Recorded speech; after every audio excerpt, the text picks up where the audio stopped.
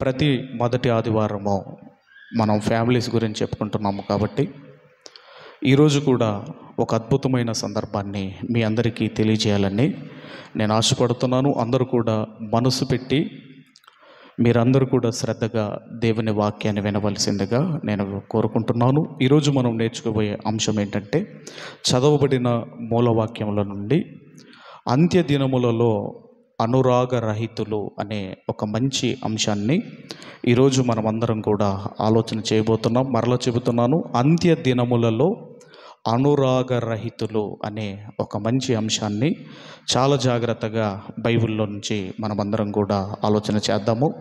అంత్య దినములు అంటే దాని అర్థం ఏంటంటే చివరి దినాలు లేదంటే ముగింపు దినాలు అని అర్థము. చివరి దినాలు లేదంటే ముగింపు దినాలు అని అర్థము. ఎవరికైనా రోగం వచ్చిందనుకోండి, రోగం వచ్చిన తర్వాత హాస్పిటల్కి తీసుకెళ్తాము. అక్కడ డాక్టర్ అంతా కూడా చెక్ చేసి ఇతను నెల రోజుల కంటే ఎక్కువ బ్రతకడండి, తీసుకెళ్ళండి అన్నాడు అనుకోండి. అంటే ఇప్పుడు ఆ నెల రోజులు అతని జీవితంలో అంత్య దినములు లేదంటే ముగింపు దినములు, లాస్ట్ డేస్ అన్నమాట. ఆ నెల రోజులు అతని జీవితంలో లాస్ట్ డేస్ అన్నమాట. అలాగే మనం చూడగలిగితే ప్రపంచాన్ని కూడా మనం చూసినప్పుడు ఈ ప్రపంచం కూడా ఇదిగో ముగింపులోనికి వచ్చిందా అన్నట్టుగా ఈ ప్రపంచం ఉన్నట్టుగా మనం గమనించగలము.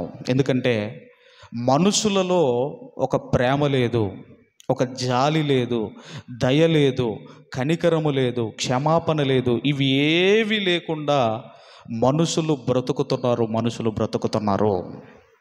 ఈరోజు మనం చూడగలిగితేనండి, పెద్దలు మొదలుకొని చిన్నపిల్లల వరకు ఇవన్నీ కూడా కనుమరుగైపోతున్నాయి, వారి లోపల కనుమరుగైపోతున్నాయి.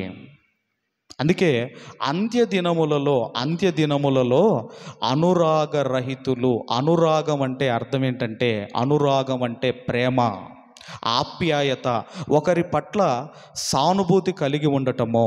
ఇవన్నీ కూడా ఇదిగోనండి అనురాగము అంటే ఒక మాటలో ఏంటంటే ప్రేమలు లేవండి. ఈరోజు ప్రేమలు లేవు.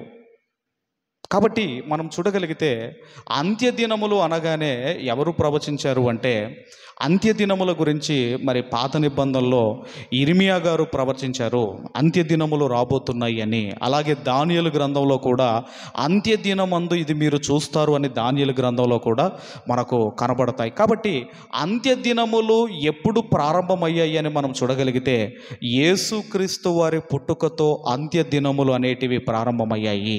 చాలామందికి అంత్యక్రీస్తుకు అర్థం తెలియదు, యాంటీ క్రైస్ట్కి అర్థం తెలియదు. యాంటీ క్రైస్ట్ అంటే చాలామంది ఏమనుకుంటున్నారు అంటే అంత్యక్రీస్తు అనుకుంటున్నారు. అంత్యక్రీస్తు అంటే మీనింగ్ వేరండి. అంత్యక్రీస్తు వేరు, యాంటీ క్రైస్ట్ వేరు. అంత్యక్రీస్తు వేరు, యాంటీ క్రైస్ట్ వేరు. యేసుక్రీస్తు వారి పుట్టుకతో ఇదిగోనండి అంత్య దినములు ప్రారంభమయ్యాయి. ఒక మాట మీరు చూడగలిగితే, హెబ్రీలకు రాసిన పత్రిక, హెబ్రీ పత్రిక మొదటి అధ్యాయము, దయచేసి మొదటి అధ్యాయము మొదటి 2 వచనాలు మనమందరం కూడా చదువుకుందాము.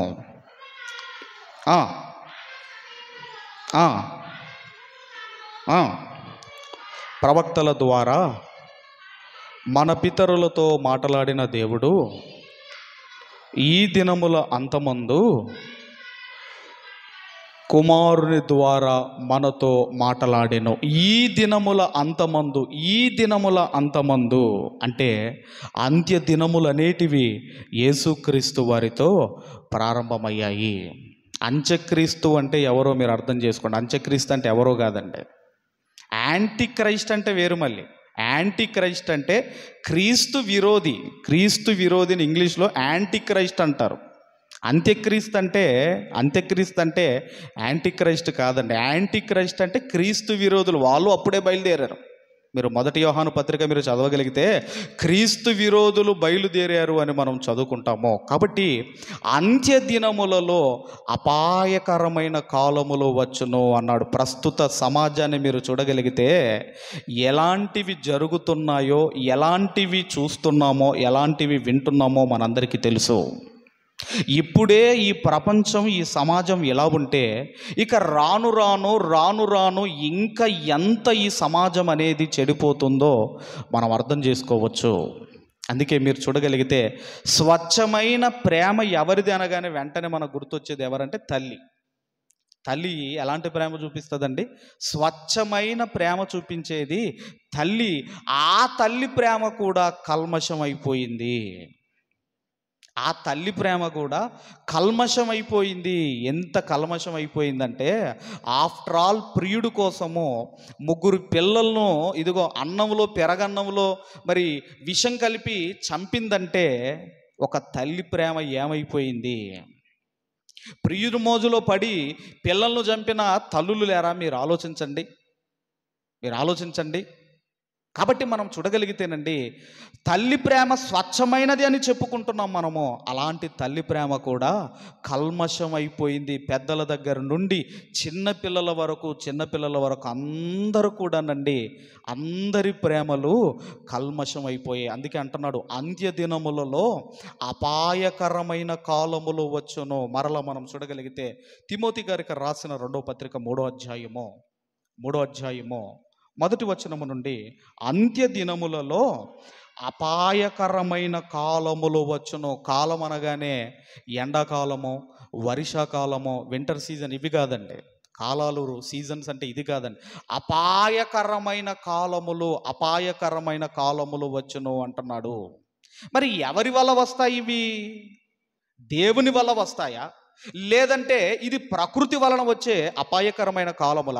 లేదంటే ఇది ఎవరి వల్ల వస్తుందంటే కేవలము మనుషుల వలన వచ్చే అపాయకరమైన కాలములు.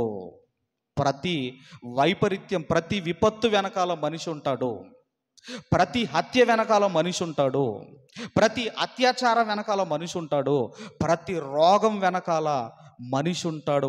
అంటే ఈ విపత్తులకు, ఈ అపాయకరమైన కాలములు ఎవరి వల్ల వస్తాయి అంటే మనుషుల వలన వస్తాయి. అందుకే లిస్టు చెప్పుకుంటూ వచ్చాడండి.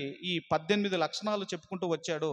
అందులో మనం చూడగలిగితే 2వ వచనం నుండి, ఏలయనగా మనుషులు స్వార్థప్రియులు. ఇవన్నీ మనము చెప్పుకుంటూ వెళితే మన టైం సరిపోదు గనక, ఏలయనగా మనుషులు స్వార్థప్రియులు. ఆల్రెడీ ఈ స్వార్థప్రియుల గురించి మన యూట్యూబ్ ఛానల్లో ఉంది. ఏలయనగా మనుషులు స్వార్థప్రియులు అంటే, మీరు చూడండి, ఈరోజు మనిషిని మోసం చేయడానికి కూడా వెనకాడటం లేదు. దాని వెనకాల ఏముందంటే స్వార్థం ఉంది. రూపాయికి తీసుకొచ్చి 10 రూపాయలకు అమ్మటం లేదా? ఒక వస్తువు రూపాయికి తెచ్చి 10 రూపాయలకు అమ్ముతున్నారంటే దాని అర్థం ఏంటి? స్వార్థప్రియులు. ఒకప్పుడు మోసం అనేవారు, ఇప్పుడు ఏమంటున్నారు అంటే తెలివి అంటున్నారు. అంటే తెలివిగా సంపాదించుకుంటున్నాం అనుకుంటున్నారు.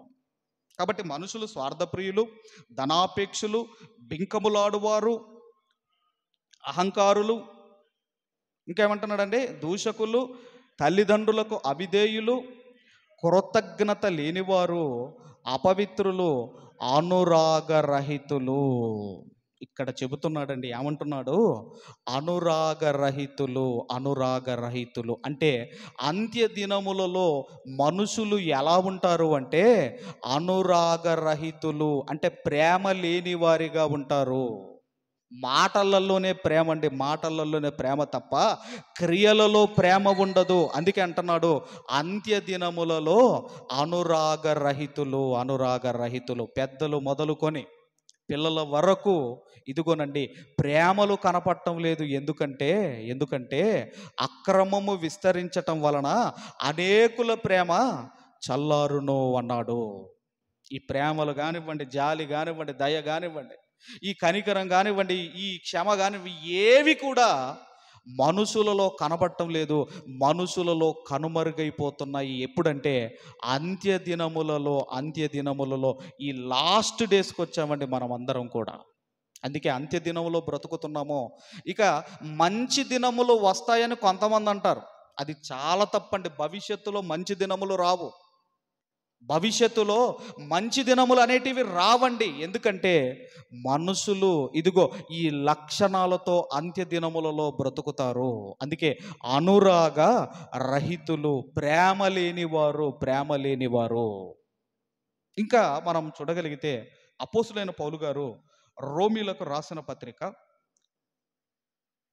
12వ అధ్యాయము, అపోస్తులైన పౌలు గారు రోమీలకు రాసిన పత్రిక 12వ అధ్యాయము 9, 10 వచనాలు మనమందరం కూడా చదువుకుందాము. 9, 10 వచనాలు మనమందరం కూడా చదువుకుందాం. చదవండి సార్.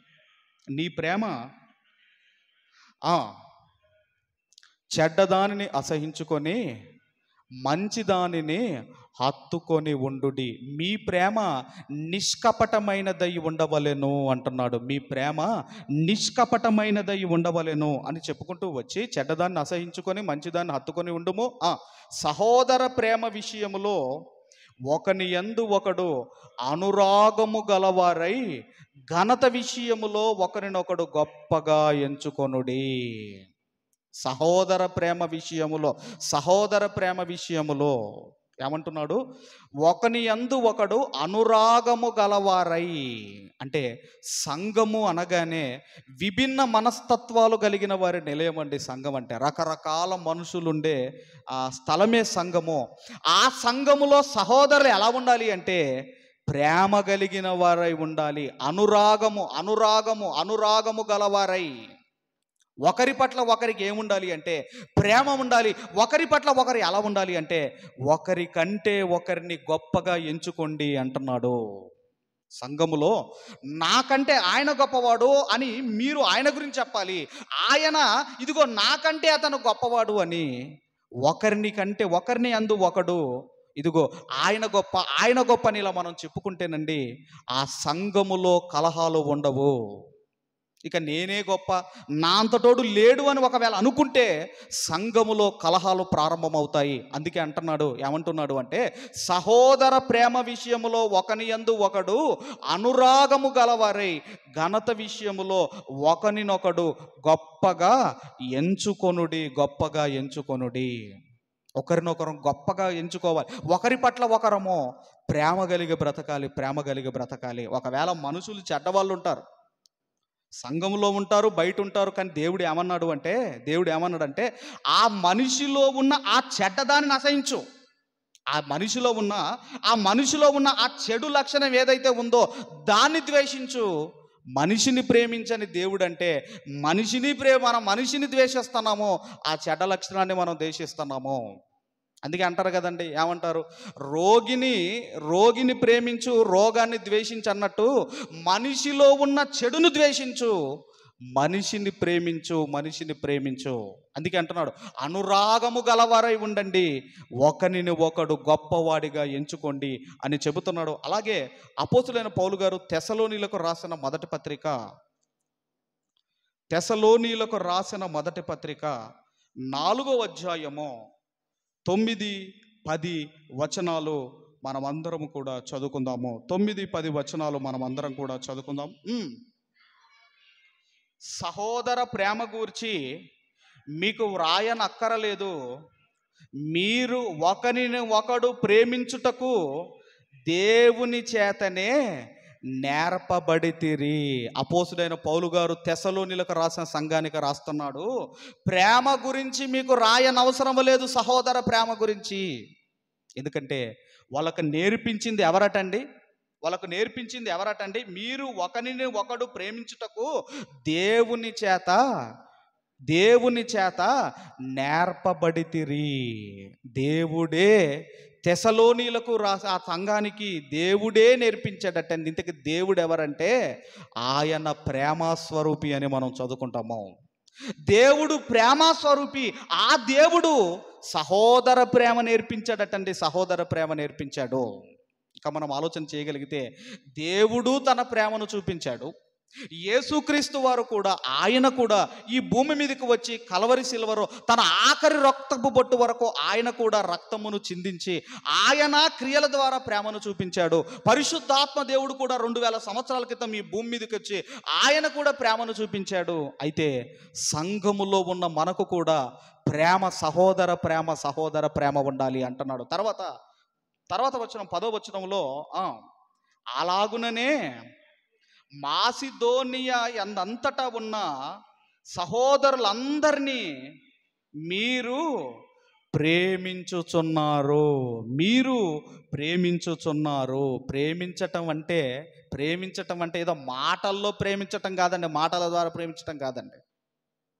అప్పుడప్పుడు చెబుతుంటాను కదండి, ఏదన్నా అవసరం ఉండి కొంతమంది మరి పేద సేవకులు కానివ్వండి, దైవజనులు కానివ్వండి, బాగా ఉన్న వాళ్ళ దగ్గరికి వెళ్ళినప్పుడు వాళ్ళు ఏమంటారంటే, బ్రదర్ మా పరిస్థితి ఇలా ఉంది, ఏదన్నా సహాయం చేయండి బ్రదర్ అని వీళ్ళు అడిగినప్పుడు వాళ్ళు అనే మాట ఏంటంటే, ప్రార్థన చేయండి బ్రదర్ అంటారు.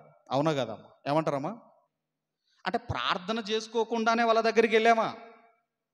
ఏంటండి, ప్రార్థన చేసుకోకుండానే వాళ్ళ దగ్గరికి వెళ్తామా? కాబట్టి క్రియలతో ప్రేమించమన్నాడు, ఏదో మాటలతో ప్రేమించటం కాదు. అందుకే మన ప్రేమ ఎలా ఉండాలి?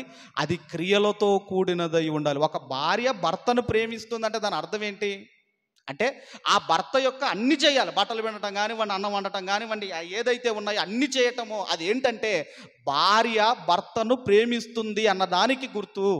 అంతేగాని ఆమె మంచం మీద పడుకొని అన్నం చేసుకోండి, బట్టలు పిండుకోండి, అయినా మీరంటే నాకు చాలా ఇష్టం అండి అంటే అది కాదండి ప్రేమ అంటే. అది కాదు ప్రేమ అంటే. కాబట్టి మనం ఆలోచన చేయగలిగితే ఇదిగో క్రియల ద్వారా ప్రేమించాలి. అందుకే ఇక్కడ అంటున్నాడు ఆ 10వ వచనంలో, అలాగుననే మాసిదోని అందంతటా ఉన్న సహోదరులందరినీ మీరు ప్రేమించుచున్నారు. అందుకే ఒక మాట అన్నాడండి మొదటి యోహాను పత్రిక దయచేసి 3వ అధ్యాయము 17వ వచనాన్ని ఒకసారి మనం అందరం కూడా చదువుకుందాం. 17వ వచనం, 18వ వచనం. ఈ లోకపు జీవనోపాధి గలవారై ఉండి తన సహోదరునికి లేమి కలుగుట చూచియు అతని ఎడల ఏమాత్రమును కనికరము చూపని వానియందు దేవుని ప్రేమ ఎలాగు నిలచును? చిన్నపిల్లలారా, మాటతోనూ నాలుకతోనూ కాక క్రియలతోనూ సత్యముతోనూ ప్రేమింతుము. అంటే ప్రేమ అనేది క్రియలతో కూడినదై ఉండాలి. ఈరోజు మనం చూడగలిగితే మనుషుల మాటలలో ప్రేమ గడపడుతుంది అంతే. మనుషుల మాటలలో ప్రేమ చూపిస్తున్నారు కానీ క్రియలలో ప్రేమ కనపడటం లేదు. ఎందుకంటే అంత్య దినములలో అపాయకరమైన కాలములు వచ్చును. అందుకే ఎలా ఉంటారు అంటే అనురాగరహితులు, ప్రేమలు లేవు, మాటలతోనే ప్రేమించేవాళ్ళు, క్రియలతో సత్యముతో ప్రేమించేవారు ఉండరు అని ఇదిగోనండి మనం తెలుసుకోవాలి.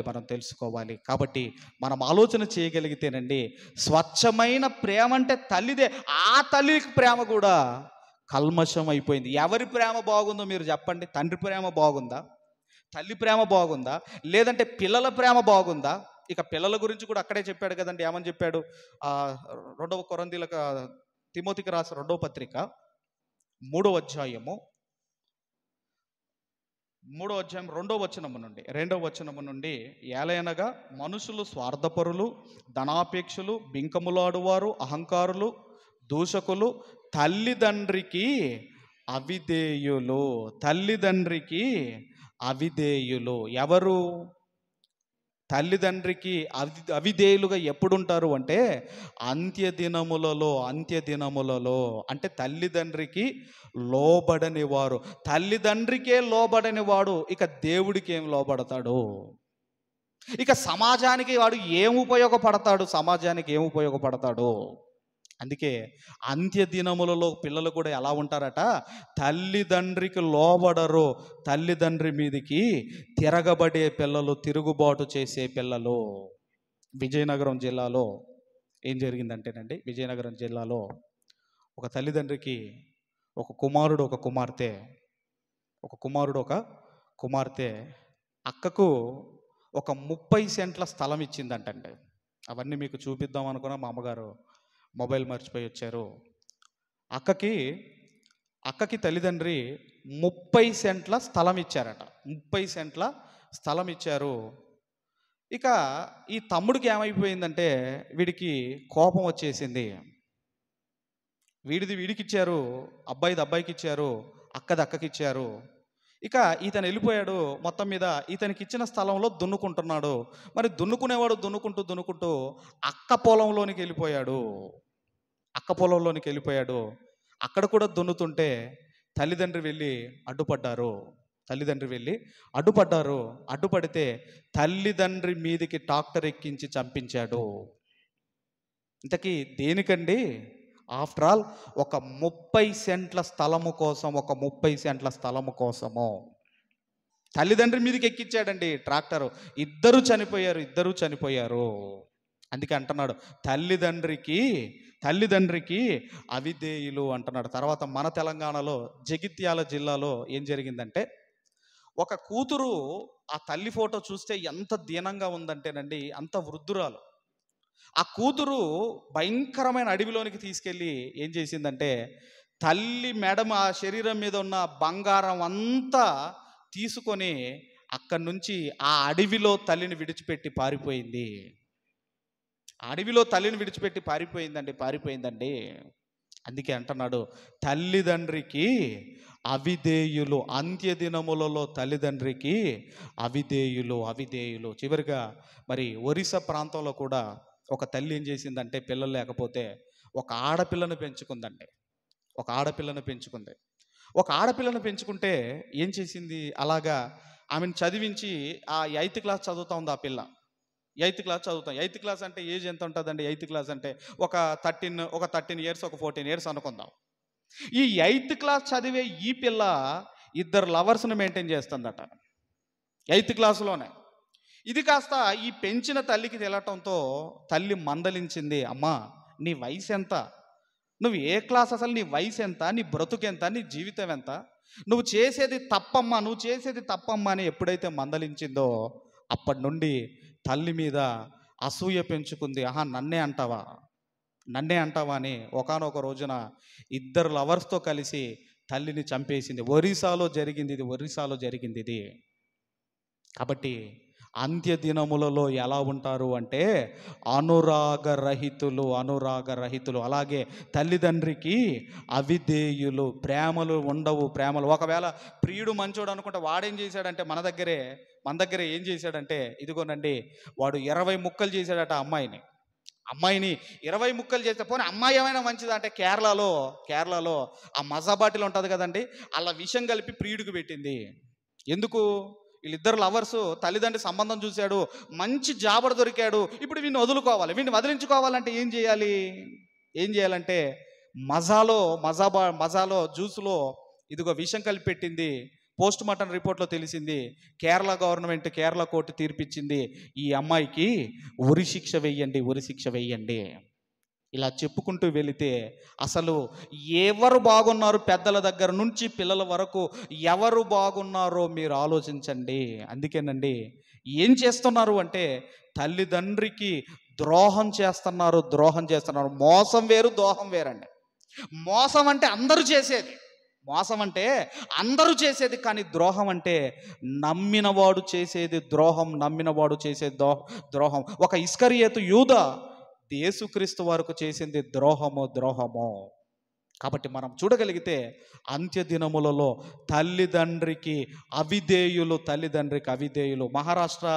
మహారాష్ట్రలో పిల్లలు స్కూల్కి వెళ్తున్న పిల్లల స్కూల్ బ్యాగ్లో ఏముంటాయండి? స్కూల్ బ్యాగ్లో బుక్స్ ఉంటాయి, వాటర్ బాటిల్ ఉంటుంది, టిఫిన్ ఉంటుంది, ఇవి ఉంటాయి కదా, పెన్స్ ఉంటాయి, పెన్సిల్ ఉంటాయి, ఎరైజర్స్ ఉంటాయి, ఇవి ఉంటాయి. కానీ వాళ్ళ స్కూల్ బ్యాగులో ఏం దొరికాయి అంటే మాదక ద్రవ్యాలు.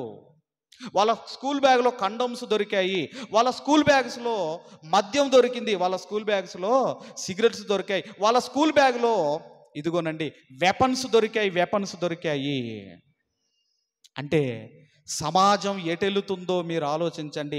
ఇప్పుడే ఇంత భయంకరంగా సమాజం ఉంటే ఇంకా రాను రాను ఇంకా ఎంత చెడిపోతుందో ఈ సమాజాన్ని మీరు ఆలోచించండి. అందుకే ఇలాంటి పరిస్థితుల మధ్య ఈరోజు మనం అందరం బ్రతుకుతున్న మంచి దినములు అనేటివి భవిష్యత్తులో రావు. ఎందుకంటే అపాయకరమైన కాలములు వచ్చును. ఎవరిని నమ్మేటట్టు లేదండి, ఎవరిని నమ్మకూడదండి. ఎవరిని అమ్మే రోజులు కాదు. అందరూ కూడా ప్రేమలు చంపుకొని స్వార్థముతో బ్రతుకుతున్న రోజులు ఇవి, స్వార్థముతో బ్రతుకుతున్న రోజులు ఇవి. అందుకే అనురాగ రహితులు అంటున్నాడు. తల్లిదండ్రికి అవిధేయులుగా బ్రతుకుతున్నారు. మరి ఇలాంటి సమాజముకి మనము దూరము కావాలి. మన కుటుంబము దూరముగా ఉండాలి. మన కుటుంబము మంచి లక్షణాలతో బ్రతకాలి అంటే ఆ కుటుంబము దేవుని సన్నిధిలో ఉండాలి. దేవుని సన్నిధిలో ఉంటే దేవుని మాటలు మనల్ని సరిచేస్తాయి. కాబట్టి దేవుని సన్నిధిలో నీ కుటుంబం ఉంటే, ఇదిగోనండి, ఈ చెడిపోయిన సమాజానికి మన కుటుంబం దూరముగా ఉంటుంది. మన కుటుంబమే సమాజములో ఉంటే దేవుని సంఘానికి మన కుటుంబము దూరం అవుతుంది. కాబట్టి మనం ఆలోచన చేయగలిగితే మన కుటుంబము దేవుని సన్నిధిలో ఉండాలి. ఎందుకంటే బయట పరిస్థితులు చాలా భయంకరంగా, ఇలాంటివి ఎన్నో చెప్పుకోవచ్చండి. ఎన్నో ఉన్నాయి. ఒకడైతే బ్రతికుండగానే తల్లిని సమాధి చేయడానికి తీసుకొని వెళ్తున్నాడు. బతికుండగానేనండి. ఇక కుమారులైతే బతికుండగానే ఇదిగో చితి పెట్టడానికి శ్మశానానికి తీసుకెళ్లారు. ఆ మంట అంటించి తర్వాత ఇంటికి వచ్చేసారు. ఆయన లేచి ఆడ కూర్చొని ఒకటే ఏడవటం, ఇలాంటివి చెప్పుకుంటూ వెళితే సమాజంలో ప్రేమలు పోయాయి. పగలు, ప్రతీకారాలు, అసూయలు, ఇదిగో వీటితో బ్రతుకుతున్నారు. అందుకే ఒక కనికరం కనిపించదు, ఒక జాలి కనిపించదు, ఒక దయ ఉండదు, ఒక క్షమ ఉండదు. ఇవి ఏవి ఉండవండి. ఎందుకంటే అక్రమము విస్తరించటం వలన అనేకుల ప్రేమ చల్లారుతుంది. కాబట్టి ఇదిగోనండి, మంచి లక్షణాలు మనకు రావాలి. నా కుటుంబము మంచి లక్షణాలతో బ్రతకాలి అంటే సంఘానికి రావాలి. సంఘము అంటే దేవుని కాపుదల ఉండే చోటు. అలాంటి భయంకరమైన పరిస్థితుల వైపు మన కుటుంబము, నా పిల్లలు వెళ్ళకూడదు అనుకుంటే మన కుటుంబాలు దేవుని సన్నిధిలో ఉండండి. దేవుని సన్నిధిలో ఉంటే ఈ భయంకరమైన ఈ ప్రపంచం నుండి మన కుటుంబాన్ని మనం కాపాడుకుంటాము, మన కుటుంబాన్ని మనం రక్షించుకుంటాము. కాబట్టి అంత్యదినములలో ఇంకా భయంకరమైన రోజులు వస్తాయి. ఆ రోజులు, అలాంటి రోజుల నుంచి మనం కాపాడబడాలి అంటే ఇదిగో ఈ వాక్యం ఒక్కటే, దేవుని సన్నిధి ఒక్కటే, ఈ సంఘము ఒక్కటే మన కుటుంబాలను కాపాడగలదు. కాబట్టి మనమందరము కూడా ప్రేమలు పెంచుకుందామండి. ఇదిగో కనికరం పెంచుకుందాం. ఈ మంచి లక్షణాలు పెంచుకొని దేవుని కొరకు ఉన్నతముగా బ్రతకాలని కోరుకుంటూ ఈ నా మాటలు ముగిస్తున్నాను. దేవుడు మనందరినీ దీవించి ఆశీర్వదించును గాక. మిగిలిన భాగం మనం అందరం కూడా